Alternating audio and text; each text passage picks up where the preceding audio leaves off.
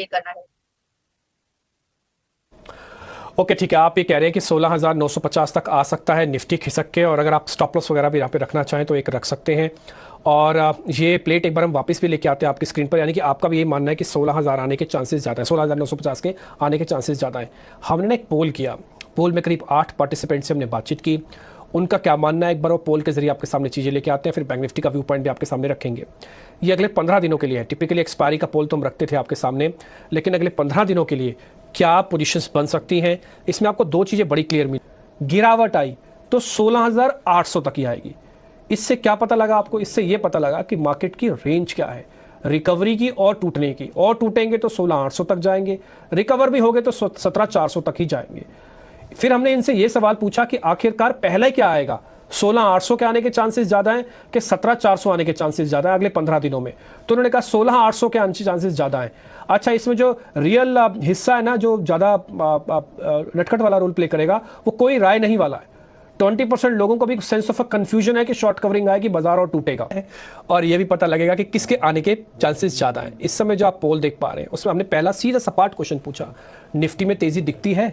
जब मैं फोन उठाता था किसी एनालिस्ट से तो सीधा मैं ये पूछता था कि निफ्टी में तेजी दिखती है, तो उनका कहना है करीब 30% लोगों का कहना है कि नहीं, कोई राय नहीं रखने वाले लोगों का कहना है करीब 10%, और जो दूसरा हिस्सा है वो आप अपनी स्क्रीन पर देख पा रहे हैं। ऐसे ही फिर हमने कहा कि अच्छा, निफ्टी में आपको अगर तेजी नहीं दिखती है या फिर ये कहां तक जाएगा, एक बार हमको रेंज समझाइए।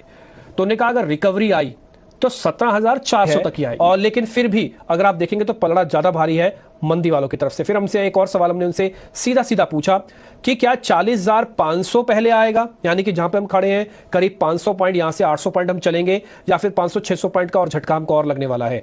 तो करीब 40,500 तक की रिकवरी में जो विश्वास रखते हैं वो 30% रखते हैं।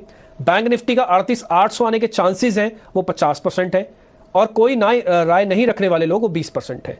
कुल मिला के अभी तक का इस पूरे पोल का लबोलबाब यही है कि थोड़ी मंदी अभी और है, एकदम से कूद के भी आने की आवश्यकता नहीं है।